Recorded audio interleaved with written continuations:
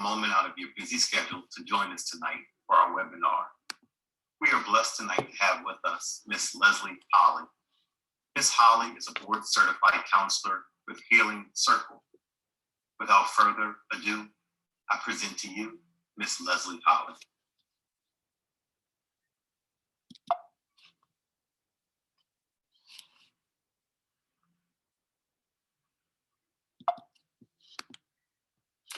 Thank you so much, Evan.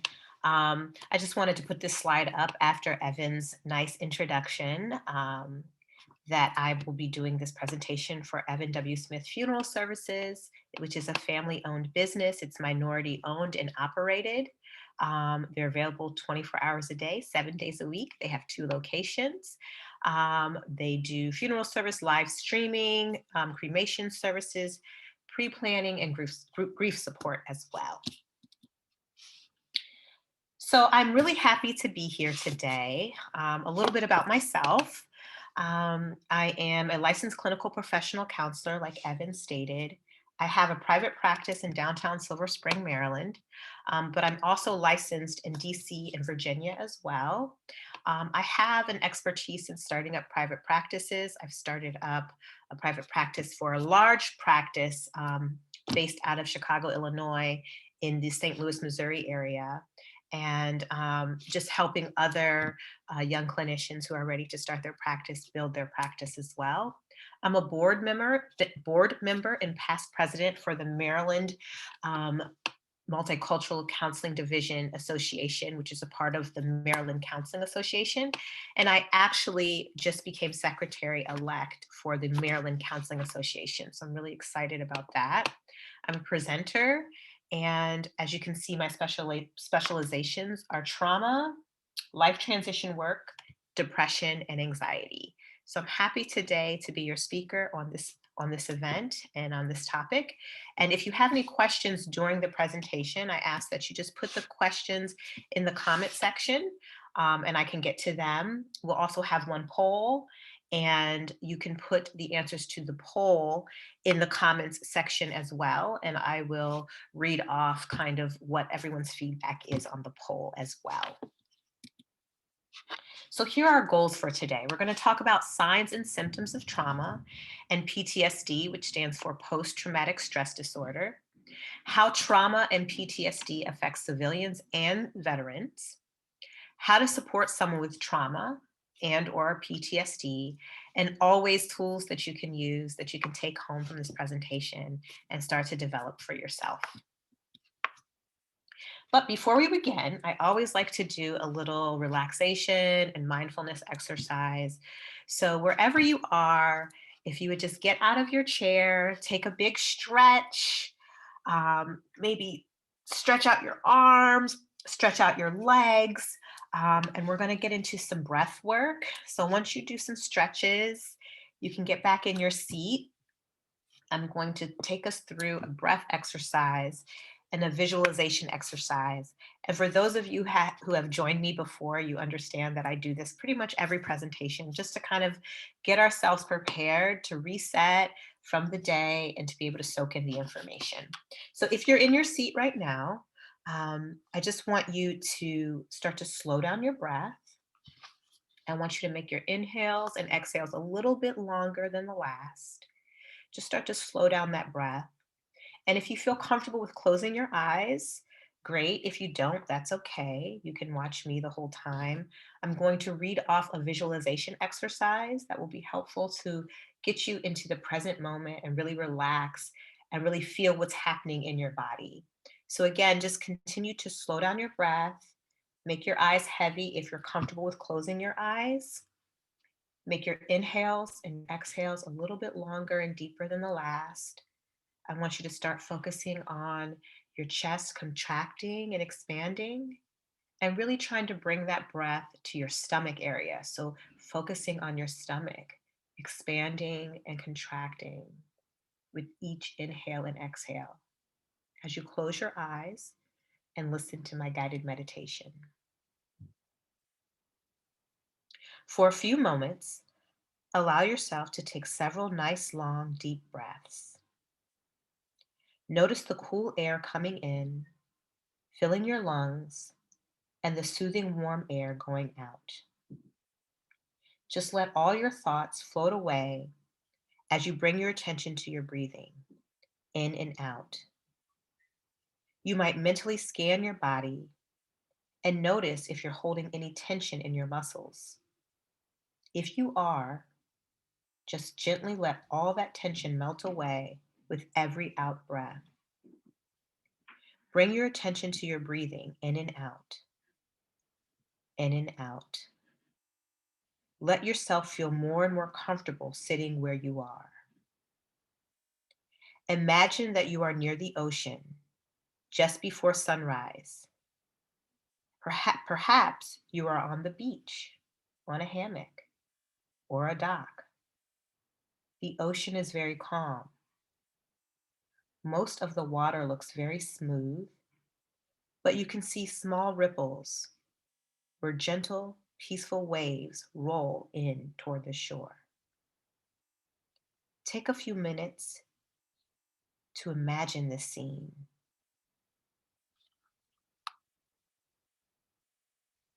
Picture all the details of the relaxing place. The sun has not yet risen, but the sky is just starting to get light.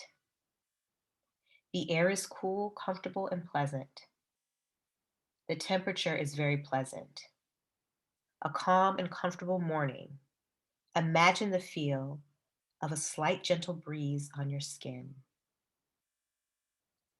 The breeze blows just enough to move the leaves of palm trees gently back and forth. The leaves of the trees make a dark silhouette against the gradually lightened sky. Hear the slight rustling of the leaves as the palm branches sway gently. It is early morning and you are the only one there. This is a calm, safe, pleasant place. Relax here near the gentle ocean. As you relax, you can enjoy the beautiful sunrise. Pink and orange give everything around you a warm glow. The sun has risen above the horizon, still low in the sky.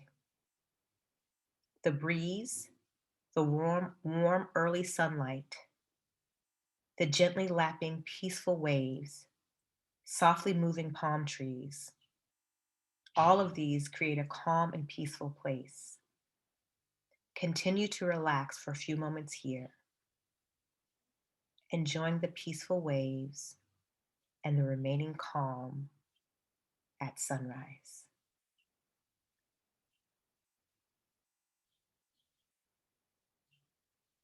And if your eyes are closed, you can now open them. So this is a visualization exercise to just get us relaxed, get us into the present moment, really focus in on our bodies, slow us down, and give us a moment to really absorb the information that we're going to take in today. So here's the poll question that I was saying that please put your answers in the chat today. I'm really curious, when we talk about PTSD and trauma, have you or someone you love experienced any of these symptoms in the last 2 weeks? Avoiding things like specific people, places, and things, fear and anxiety, being easily startled, seeing yourself as weak or inadequate, maybe difficulty sleeping, nightmares, or increased agitation.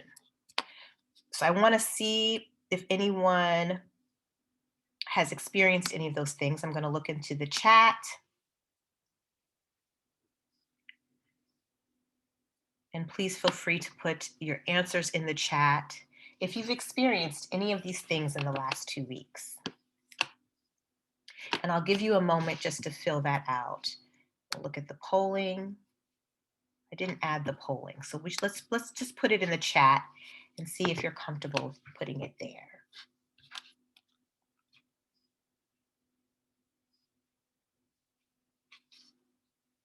Okay, someone says yes, all three. So avoiding people, places, and things, fear and anxiety, seeing yourself as inadequate, maybe increased agitation. I noticed, on the news, we've been seeing a lot of shootings. And I think, especially with COVID, most people are experiencing that increased agitation, being inside, being cooped up inside for so long. And now outside is opening and people really go from 0 to 100 really quick. These are some of the symptoms that we're seeing with some of the violence that we're seeing in communities. So thank you for sharing that. All right, let me go back. So, some of the symptoms that you're seeing here, if you are experiencing them, let me just close this out, this chat, sorry. If you are experiencing them, you may be experiencing symptoms of trauma, okay? So let's talk about the signs and symptoms of trauma. So if you are experiencing trauma symptoms, you're going to have difficulty trusting people. Maybe you're believing that the world is an extremely dangerous place, that when you leave your home, anything could happen bad, terrible. You're thinking about worst case scenario, and you're feeling constantly on guard. You're seeing danger everywhere. So that may show up in having an increased heart rate, just being nervous, not trusting people, not wanting to meet new people, not wanting to experiencing new things. And so it really makes life difficult to be in the world, and to connect with other people. Um, you're starting to think of irrational scenarios where something bad may happen to you or someone that you love. And again, this is because something traumatic has happened to you. Now, all of a sudden, everything feels extremely dangerous. Um, Places that you used to go seem very uncomfortable. Going to the grocery store may seem uncomfortable. Going to the park, maybe even breathing the air may feel uncomfortable. Again, if we've had something traumatic happen to us, the residual effect is going to be these symptoms. Now, let's talk about if you have trauma and post-traumatic stress disorder, which is definitely a different thing that we want to definitely mark. So, post traumatic stress disorder symptoms may start within 1 month of a traumatic event, but sometimes it takes years after the event for these symptoms to come up. We notice with post traumatic stress disorder that there are significant issues in the workplace, and social settings, like we said, like I was saying, with the traumatic or the trauma symptoms of not trusting people, not wanting to go certain places. And it makes it really hard with post traumatic stress disorder to go about your normal life and do your normal daily tasks. So, like I was saying, going grocery shopping may seem impossible. I just won't go. If we've experienced trauma, and we go to the grocery store and we have like, rapid heart rate, we can still say, okay, I'm going to go. I notice it's there. If we have post traumatic stress disorder, we're just not going to go. Okay, we're just not going to go at all.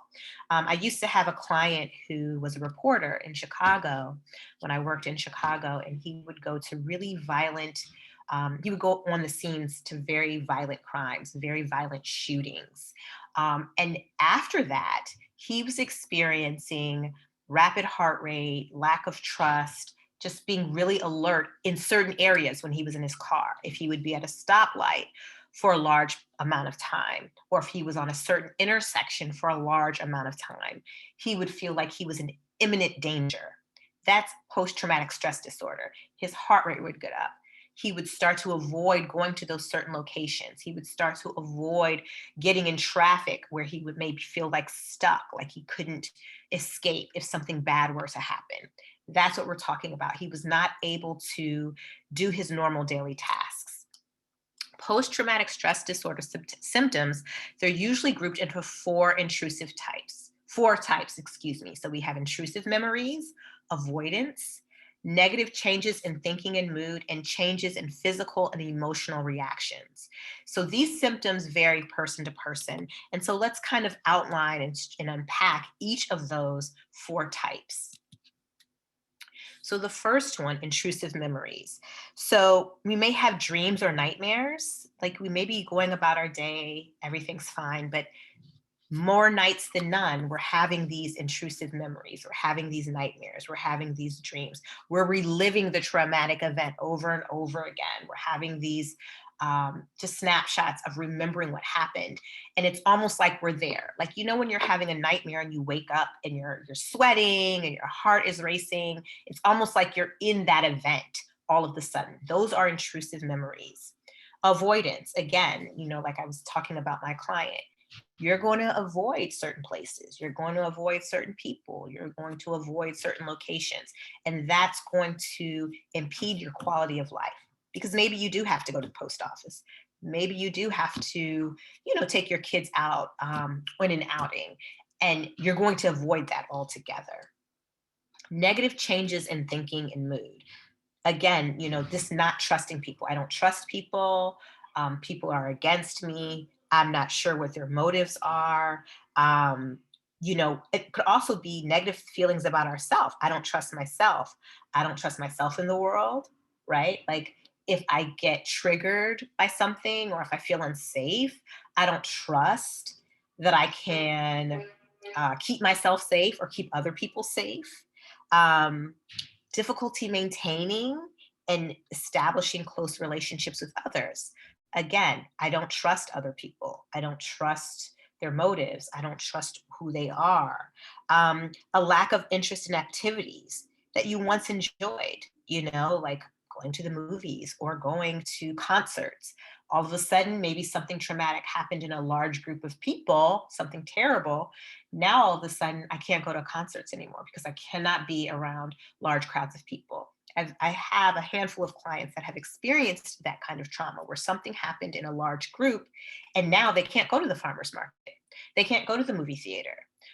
They can't go to a game. They can't gather with others because as the crowd builds, they start to have type 4, which is the changes in physical and emotional reactions. They start to have heartbeat racing. They start to have negative thoughts. They start to be suspicious of others. They can't concentrate on what's happening in the present. They're starting to think about everyone and everything happening around them, and they become hypervigilant.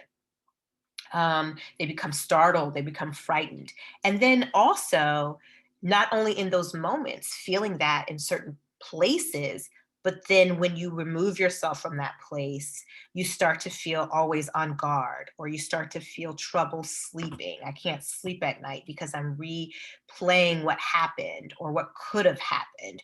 We start to have trouble concentrating. We start to become irritable. Maybe we're having angry outbursts. We also notice for children that may be experiencing post-traumatic stress disorder, it's going to show up in their dreams. They're going to have frightening dreams that may include the traumatic event. Or also, what we see in children is them not wanting to be alone, them always wanting to be with their parents, always wanting to be with their guardian, not feeling safe in the world. Okay. So, those are the four types that we're looking for PTSD. Now, if we go back to thinking about how trauma affects civilians versus how trauma also affects veterans, let's talk first about how more in detail it affects civilians. So when we think about civilians and we think about some of these symptoms that I outlined, we also want to be looking at children, okay? For children that are already anxious, when something traumatic happens to them, it definitely increases their anxiety. For children who are already anxious about loss, the daily descriptions in the media of illness and death and recommendations about isolation and focus on infection can exacerbate these anxious thoughts. So this is in pertaining to COVID. They may have a greater difficulty understanding the significance of things. They also may be very dependent on parents and grandparents, like I was talking about, who are more vulnerable to loss. So when we think about how trauma affects civilians, particularly with COVID, if you look at this study that I posted, that children, they're going to be seeing things on the news, in the media about what we need to be doing in regards to COVID and infection by COVID. And they're going to be hypervigilant. They're going to be worried about their parents. They're going to be worried about their grandparents. They're really going to be anxious. I've had many clients tell me that with the washing the hands and the mask wearing, that their children are even more adamant about it than they are. Like, Mom, did you wash your hands? Mom, did you do this thing? They're very, very concerned about their older loved ones, their parents and their grandparents. So that's something that we want to be looking out for. If our children are starting to say that they are concerned about our loved ones, that they could be experiencing trauma because of everything that's happening with COVID. And we want to be careful about what they're watching and what they're seeing. My children don't really watch the news, but anytime I turn it on, if they're around me, it's everywhere. And so we really need to be aware of that and really make sure that we edit the media that they're exposed to. And for our children that are going back to school, we really want to have ongoing conversations with them about what their peers are talking about. Have they lost loved ones? How do they feel about that? What is the care that they need? Do they maybe need to talk to somebody or need some additional support? Children oftentimes are not going to tell us this. Why? Because they want you to be okay. They don't want you to worry about them at all. And they're more worried about you. So it's really our job as parents and guardians to check in with them, to also watch their patterns, also look for some of these symptoms, and making sure that we address it accordingly. So, how trauma and PTSD affects veterans now. Let's look at that. So, there was a 2020 veteran survey that was recently done, and it's still, this survey, they're still gathering information to really see about how COVID and veterans' unfortunate diagnosis, many of them with PTSD and trauma, how COVID is affecting that and affecting their trauma and affecting their PTSD. So it says here, we're finding that those veterans who were struggling with PTSD prior to the pandemic are actually doing worse in terms of their substance use behaviors, drinking and cannabis use, as well as their stressful reactions to the pandemic. Okay, so this study is going on, and they're going to be doing it for the next several years. But what they're finding, unfortunately, is we have a lot of veterans who have already been diagnosed with PTSD for various things that have happened to them. And now you add COVID into that, and their substance use behaviors are increasing. I'm seeing this with many clients as well that aren't veterans, but we want to be looking out for this. If you have loved ones who are veterans, if you see them drinking more, if you see them using more, you want to make sure that you're addressing those concerns and making sure that they're getting the support that they need. So, how do we support someone with trauma and or PTSD? So, again, if you're noticing any of these symptoms, you want to reach out to them and you want to just assess, okay, how are you feeling? Are you feeling startled? Is your quality of life going down? Are you avoiding people, places, and things? Are they becoming more agitated? Is their substance use increasing? And letting them just know, hey, I'm here for you.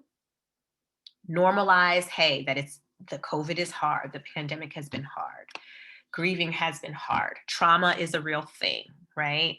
Normalize that for them. People don't tend to like straight out, straight out advice. This is what you need to do. This is what I think you should do. People like to feel heard and seen. And so it's really important that you let people know, here, listen, I hear you. I see what you're going through. It has been a hard time, and asking them what do they need. Also, using I statements. I feel when I see you drink that extra glass of wine or that extra bottle of wine, I feel anxious. I feel worried about you. Instead of, you're drinking too much wine, you need to get some help. That's going to put somebody on the defense. We want to use I statements. When I see this happening, it makes me feel this way. It makes me feel worried. It makes me feel concerned. What do you need? Right? Contacting a minister, a spiritual leader, or someone in your faith community, asking for prayer, asking for guidance. Maybe they have support groups or life groups that you can get involved with, or your loved one can get involved with. A lot of times, again, telling somebody what to do isn't helpful, but modeling positive behaviors for them. Hey, I'm about to go to this life group meeting. Do you want to come with me? I'm about to come to this webinar.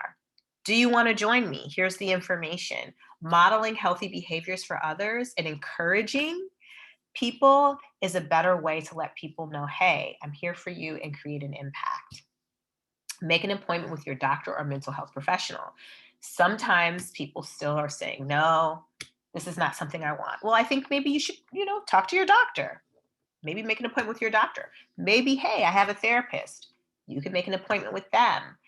Sometimes saying the I statements aren't going to be helpful. You can just say, hey, these are the things I'm seeing. Maybe you should talk to somebody. If you want to talk to somebody, here's some information. Or maybe you should ask your doctor. Right now in COVID, many physicians are doing assessments with their clients and their patients about their symptoms with COVID-19. Are they experiencing depression and anxiety symptoms? And if you go to the doctor and you start to identify some of those symptoms, they may make recommendations that could be helpful. Again, modeling healthy behaviors, inviting them to things, showing them, hey, yeah, well, running helps me. Do you want to come for a run or walk with me? Inviting your loved ones to fun activities, and join your close friend or loved one on their journey. So not only saying, hey, I'm in this life group, do you want to join? Repeating that, even if they say no, hey, do you want to come next week? Or hey, we're going to do a picnic. Do you want to come and do that with us? And checking in with them. How's that going for you? Yeah, you talked to your minister. So how did that go? What else do you need? Oftentimes I hear, especially when someone loses a loved one and they're grieving, initially everyone reaches out. Everybody wants to know how you're doing. What do you need? How are you feeling? But as the months go on, nobody's reaching out. So it's really important, if you really want to help someone and really be there, that you check in, a month later, you check in 2 months later, you send a nice thoughtful card. I was just thinking of you. I've been praying for you. I found a new therapist. I found a great group that maybe you'd like to be interested in. Not just dropping the ball and asking 1 or 2 times and letting it go, but really checking in over time and seeing how that person's doing and how they're coping. Now, I always like to do the tools you can use piece. So, things that we need to remember in COVID-19, and when we're thinking about the impact of trauma from COVID-19, and we're thinking about post-traumatic stress disorder, or if we have a veteran in our family, or maybe we're a veteran in our community, these are things that can help us manage these symptoms better. And these are things that just can help us manage all of the symptoms that many of us are feeling from COVID right now. Exercising. I always say with exercising, you don't have to exercise 5 to 7 days a week for an hour or two. If you just go for a walk once or twice a week, that's great. If you start off by getting up and stretching in the morning a few times a week, that's great. It doesn't have to be this life-changing, oh my gosh, I have to wake up at 5 a.m. and do this 5 days a week. If you do that, chances are you're probably going to quit at some point. It's going to be too intense if you're not used to doing that. If you're not used to being physically active, start small. Say, I'm going to go for a walk once a week. I'm going to start to get outside. Summer's coming, the weather's nicer. We can commit to that. I'm going to get up 45 minutes earlier once a week, and I'm going to go for a nice walk. Or after work, I'm going to go for a walk, right? So we want to think small. Small steps make a huge impact. Talking about it. If you're experiencing any of these symptoms, isolation, agitation, um, being startled by people, places, and things, your quality of life is, deteriorating, talk about it. Don't just keep it to yourself. One of the worst things we can do is bottle up the way we're feeling and what we're thinking and just say, oh my gosh, this is just ridiculous that I'm feeling this way, and not tell anyone or share it with anyone. That is the worst thing we can do. We need to talk about it. We need to unpack it, what we talk about in therapy, unpacking those feelings with a safe person or in a safe space. If it's with even your dog, but getting it out and talking with someone, talking to a mental health therapist or talking to a friend or a church group, just finding a space to talk about these things. This webinar is a great place to do that as well, using the chat to ask questions and process things, just so you feel seen and that you can normalize what you're going through. Constructive thinking. If we look at the glass, and I always say this, and if you've seen any of my webinars, you know, if we look at the glass half full versus half empty, it does a world of good for us. There's so much research that shows that. We want to speak life into the things that we want. We want to speak positivity into the things that we want. We want to focus on the positive. We can always focus on the negative, but we can always focus on the positive too. And so thinking about that constructive thinking, well, something we do in cognitive behavioral therapy, we do evidence tracking. You know, if we say, oh my gosh, I'm never going to leave my house again. Well, what's the evidence to indicate that to be true? Or I'm such an awful person because I can't seem to go to any birthday parties or anything for my friends. I'm so debilitated, I can't get out of the house. What's the evidence to indicate that? And we'll usually find that there's not much evidence to indicate that to be true. It's a feeling that we have, and we've attached now a thought to that feeling. So wouldn't it be nice then to unpack that and say, okay, that's just how I feel right now, that I'm never going to get out. But the evidence indicates I went grocery shopping last week. I have really good friends in my life that I've been able to maintain those friendships. I don't feel like this every day. Right now, I feel like this, but last week was a pretty good week, you know? So unpacking that and looking at the evidence and saying, you know what, this is just how I feel right now. Let me not what we call awfulize and say this is just how it's going to be. This is what I'm feeling right now. I need to honor that. But I also need to look at the evidence that indicates that I'm going to be okay. That, you know what, last week I went grocery shopping, maybe next week I'll go and things will be okay. And I just need to move through this. And then mindfulness and gratitude. The exercise that we did at the beginning of the presentation, I would highly recommend that you start thinking about doing some of these exercises on a weekly basis, even if it's just once a week, doing like a mindfulness exercise, something that's going to bring us to the present. Oftentimes, we're thinking about what happened in the past or what's going to happen in the future. And I always say, it's not mine, but research tells us if we're thinking in the past, we're depressed. And if we're thinking of into the future, we're anxious. So it doesn't do us any good to think about what I could have done, what I should have done in the past. It has already happened. And it's not very useful to think about all of the scenarios, what could happen in the future, because it hasn't happened yet. All we have is what's in front of us. And that's what we have to focus on. It's so important to focus on what we have right in front of us. That's the only thing that we can control. Yes, we want to make goals for the future, but we really need to focus on the present. Because if we think about it, eventually the present will be the past. And then we'll be thinking about, wow, there were some things I really should have enjoyed more. I should have been more present for, or I wish I would have really embraced. Well, now is the time to do that. So really focusing on the present. So mindfulness and the exercise that we were doing to kind of ground ourselves and get ourselves ready for today can help us do just that, to focus in on the present. Mindfulness is not about shutting your mind off and like becoming this Zen guru. It's about practicing living in the present. How do I feel right now in my body? What do I need right now? What's going to be helpful for me right now? What am I anxious about right now? It creates self-awareness so that we can address the issues that are happening for us right now instead of thinking about what happened in the past or what's going to happen in the future, which we can't control. Okay. And then the gratitude piece is huge too, especially in COVID-19. I've been having a lot of my clients do a gratitude journal every day. Identify 1 to 3 things that you're grateful for. You know, again, we can always focus on the negative, but we can always focus on the positive too. And if we start to focus on the positive, we'll be surprised on how things can change. So, more tools that you can use. Take some time off of work.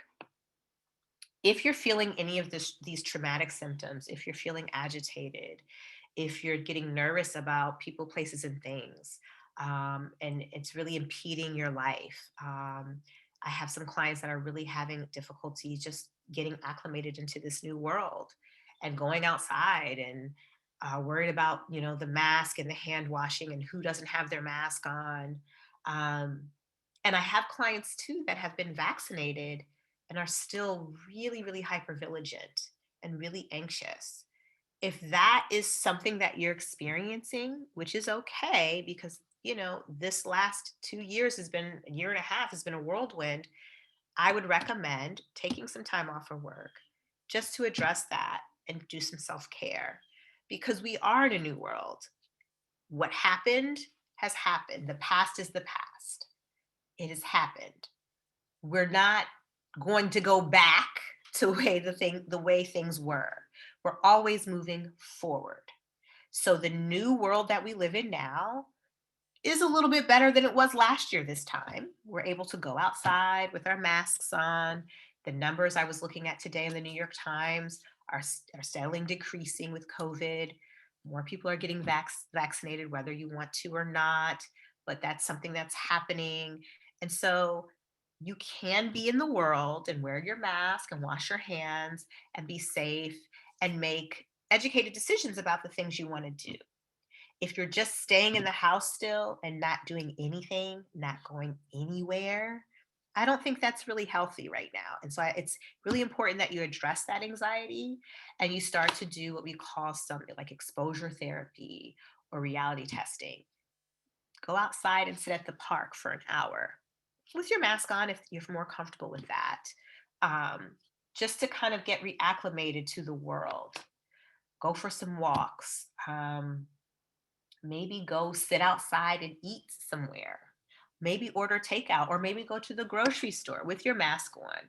Small steps. Again, if you're not doing any of those things, you want to think about what's a small step that I can take because the trauma can be debilitating and can really turn into post-traumatic stress disorder. And we really need to be intentional about treating that now. We're in a different world. We all have to kind of accept where we are. Some of us have to go back to work soon and deal with the public. So, how can I dip my toe in that water and say, okay, this weekend I'm going to go to the grocery store, maybe at 5 a.m., but I'm going to go and I'm going to wear my mask and I'm going to get some things instead of getting my food delivered. Or I'm going to go on a walk, or I'm going to go to that restaurant and sit outside that I really wanted to go to for a while. And it's going to be okay. I'm going to wear my mask. I'm going to wash my hands. I'm going to make sure that I'm not going at a busy time, but I need to get out. We're all at risk, when we leave the house. And that's something new for all of us. When you leave the house, mask, no mask, we're at risk. Yes, we are.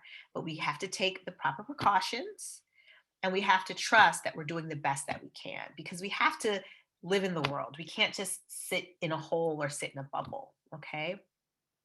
Develop interests outside of your obligations. So, some of you may have hobbies, or maybe you're thinking about hobbies that you want to pick up. Work and home obligations should not be the only thing that you're focused on. What are your hobbies? And if you're thinking, I don't have any hobbies, think about some things that you liked to do as a child or things that you always said that you wanted to try. Maybe it's something new. I notice a lot of people, as myself, are going hiking now. I never really did any hiking. Now is a good time to try that out.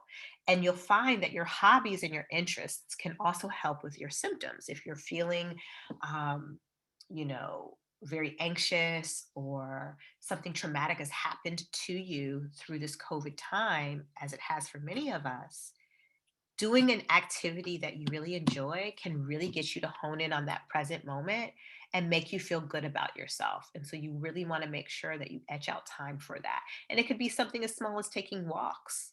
It doesn't have to be this grandiose thing. Identify what's important to you, what your values are. I think I said this in another webinar. I have my clients oftentimes identify at least 10 values that they have, not goals, but values. 10 values that they have. And then you look at those values and you think, like family, tradition, generational wealth, religion, spirituality, whatever your values are, Identify 10 of them, then narrow that 10 to 5. And then you look at those 5 values and you say, am I incorporating these values in my life every day in some way? And if the answer is no, then you need to look at that value and you need to address, why is that not a part of my daily life? So for me, spirituality was a big piece of that. And I realized I wasn't getting spirituality in my daily life. I wasn't reading scripture every day. I wasn't praying every day. So how can I start to incorporate that? If it's something I value, how can I incorporate that into my daily life? So identifying what's important to you and your values are key in helping you deal with trauma and traumatic events. So now is the time for question and answer. Um, Let me pull up the chat and see if any of you have any questions. So just any questions that you have, please feel free to put it in the chat and I will make sure that I answer them.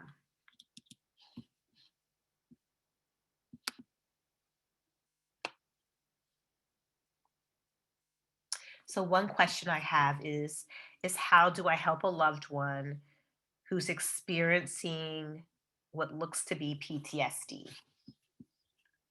Okay. So I would say if you have a loved one who's experiencing PTSD, um, that you really kind of refer first to this presentation and you use a lot of I statements. When I notice that you don't come to family functions, or that you're more agitated than usual, or you're increasing your substance use, it makes me feel worried. It makes me feel anxious. I'm concerned about you. And then I want you to talk to them about what's helpful for you and asking them, what do they need? And this isn't a quick fix. This is a person that you're going to want to check on periodically. This is somebody that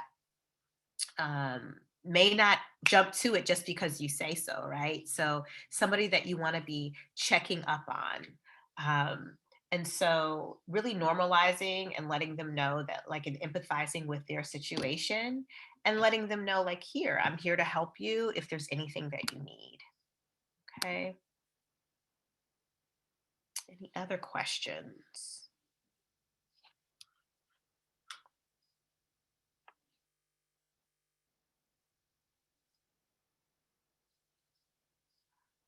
I'll give a few more minutes if anybody has any more questions.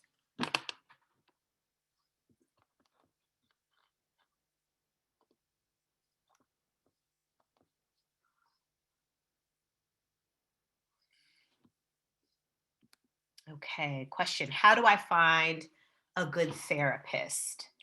Great question. So there's a couple different ways you can find a therapist. One of the tools I was saying to use is talking, right? So talking to your friends and family members about your needs. Hey, do you know a great therapist? Just like a GYN or a doctor, and you would ask a friend, do you know someone?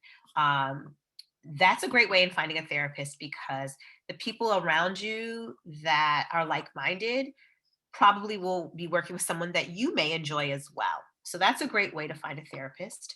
Another way is, if you have insurance, calling your insurance plan and asking for a list of mental health providers in your area, in your zip code.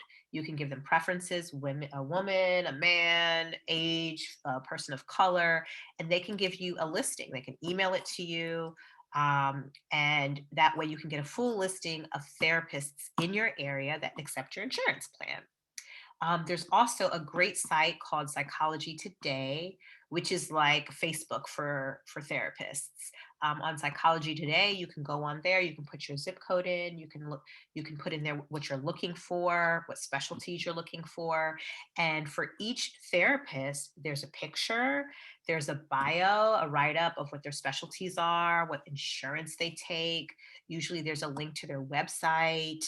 And so it's a great way to really kind of see a snapshot of a therapist and what their interests are, who they are, what they specialize in, what their office looks like, if they're currently accepting clients.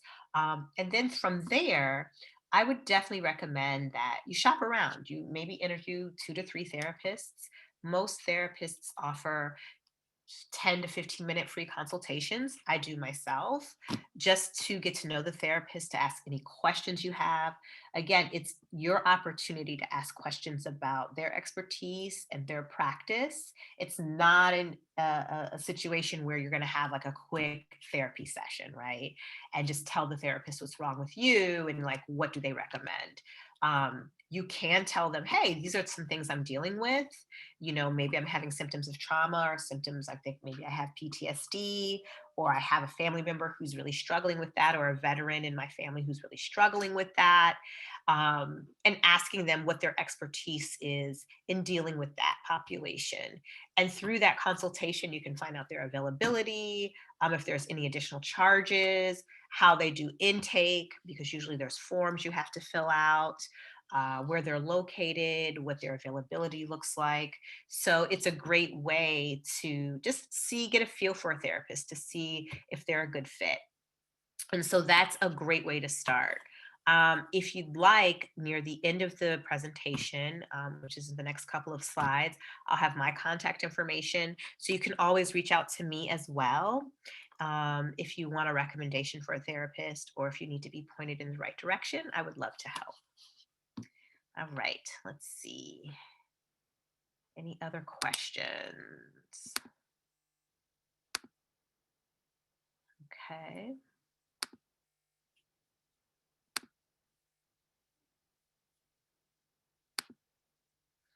All right.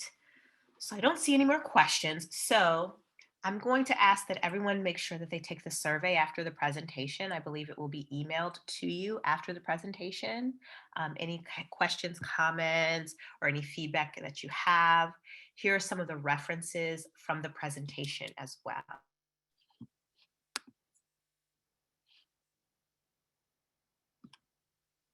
Thank you, Leslie, for sharing great information with us tonight. And thank you to all our participants. A brief survey will appear at the conclusion of this webinar. Please take a moment to complete it. Your feedback is extremely important to us. If there's anything that we can do to be of further assistance, please let us know. Thank you, and God bless.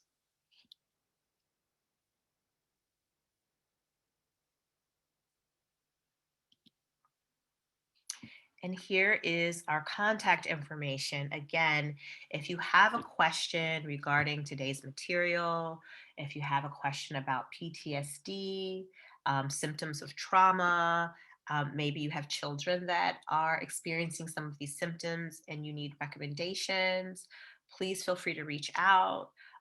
Email is a great way to reach out to me. Phone can be difficult just because I'm in sessions oftentimes. You can also check me out on Instagram, where I post. My website is a great way to also put in an inquiry as well.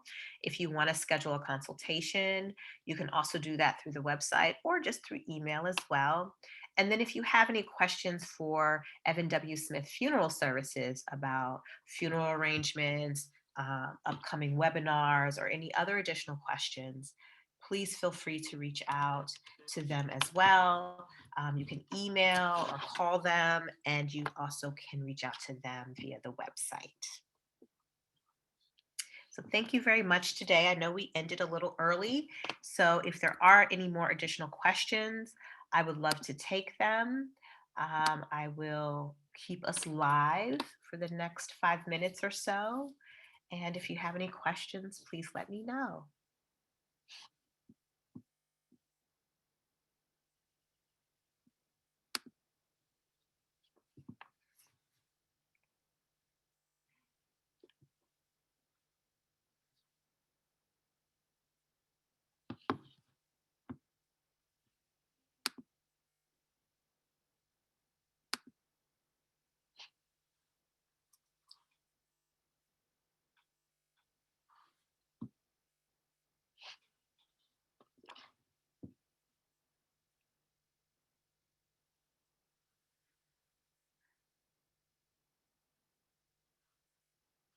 Any questions?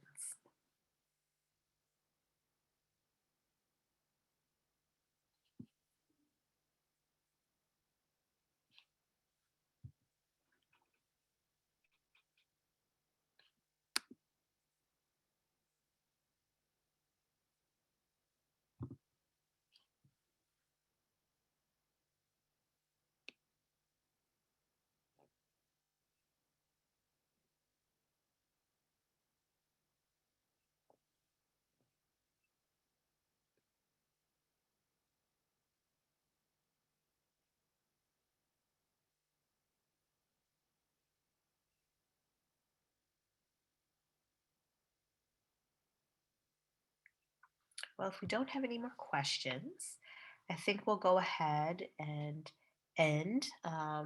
We are at the 4:53 mark. So I'll go ahead and end the presentation. I see someone said they enjoyed the presentation. Thank you so much. I really appreciate that. And again, if there's anything that you'd like, any questions, comments, concerns, referrals, recommendations, please feel free to reach out. And I hope everyone enjoys the rest of their week and has a great Memorial Day weekend coming up.